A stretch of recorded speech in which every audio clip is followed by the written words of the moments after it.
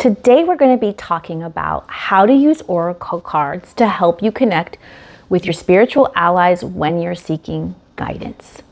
I've been tapping into oracle cards for about 30 years, if you can believe it. I've used them as a tool to expand my vision and also to help me transform. Now let me tell you, there have been times when using them turned out to be more of a crutch than a tool to help me transform. And that was because I was just looping on the messages and was overall clueless to the guidance on action. Now when I use the cards though, I'm actively seeking guidance on the call to action. So one of the ways that oracle cards, including tarot cards, which, side note, not technically oracle cards because they are a fixed system of language, image, and meaning, but that's a side note. But one of the ways that oracle cards have helped me to transform is by opening me up to my intuition, to the vision of my higher self, as well as a way to learn what my guardian angels and spiritual allies want from me. They have helped me to see with my inner eye the energetics that surround me externally and the energetics that are within me and how those are helping or hindering me on my life path / purpose. So this is just how I do it, and it's very simple, and so I just wanted to share it with you in case it can help you in your spiritual practice. Since I've had the cards that I use for a while now, I do have a familiarity with the energy that they carry for me. For example, one of my favorite decks is the Magical Mermaid and Dolphin Oracle card deck. I will link below the description of that, and it's the deck that I go to when I really need to break out of my in-the-box kind of thinking, and it helps me to be ridiculously expansive in my thinking. The images are richly appealing to me, so the deck as a whole opens up a part of my brain and my heart space that takes me out of 3D thinking and yet feels so safe and wholesome at the same time. This is why I say it's very important for you to familiarize yourself with the energy of the deck that you're feeling called to use. Because you want to get to know the energy that it offers you, because that's what you're going to be working with. If I was using the Magical Mermaid and Dolphins Oracle deck for everyday affirmations or for more refined guidance, it may not be helpful because I could get trapped in fantastical thinking, and we don't want that. And here's where I'd say that it's really important to take action in our life when we're receiving intuitive guidance. The guidance for action, it may not come immediately to you. Don't give up though, because it will come. And it's important not to ignore any of that guidance for action and to get into the action on that intuitive hit or ping that you do receive. Because taking action in our lives is so critical to transforming ourselves. So seek guidance on a call to action when you're using the oracle cards. Step by step, we're taking small actions that are shifting us and changing our lives in the direction of our most aligned living. So that's key. Not always easy, but that's why we have this tool. So it gives us support along the way, lending a hand on our journeys. So the first thing I do is I lay out the cards I want to use. And then I get into a centered space and I think about the situation that I'd like guidance on and direction in. I'm looking to learn what I need to know at this time. What does my higher self and my spiritual allies want me to know or want me to focus on with regards to this situation?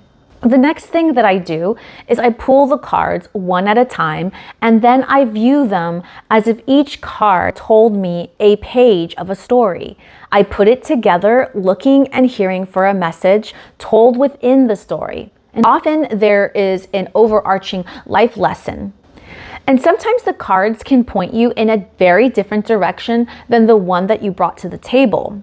And when this happens, you can verify this by pulling another card for more clarity, either from the deck that you're using or from another deck that you're using alongside the main one for clarity on the cards that you've pulled.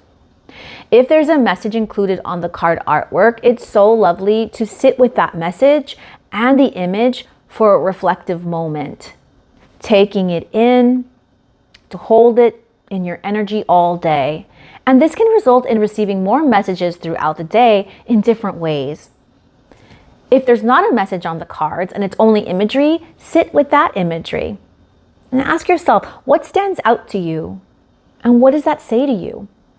You may need to look up meanings or deeper descriptions in order to help you open up to your own intuitive interpretation of the card's meaning for you. Because ultimately, the messages are your own. They are specific for you.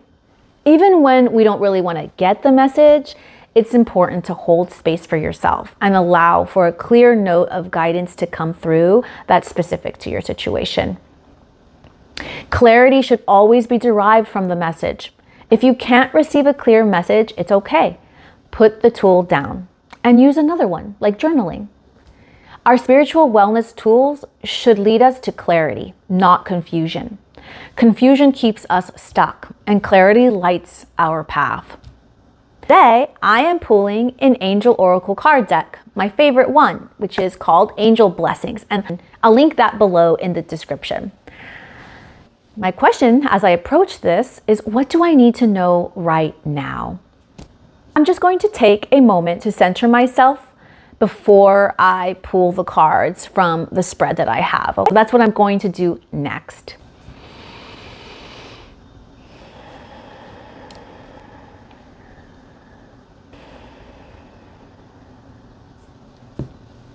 And I am ready to pull. The card I've pulled is Stamera, Forgiveness. For me, specifically, forgiveness makes sense right away. I understand that forgiveness is a principal energy I need to open up for my healing journey. What am I forgiving?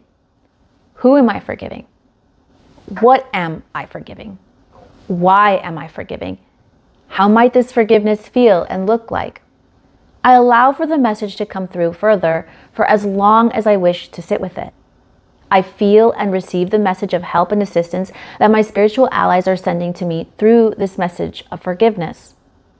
The sacred space I create for myself, incorporating the oracle cards, acts as an assist to my inner healing, while at the same time also transmits the energy of forgiveness into my life force energy.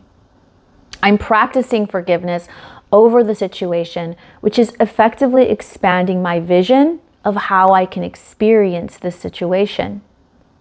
And as my inner vision is expanding, I'm more open to transforming how I'm experiencing this situation. Now imagine what that can lead to. Well, transmutation, for one.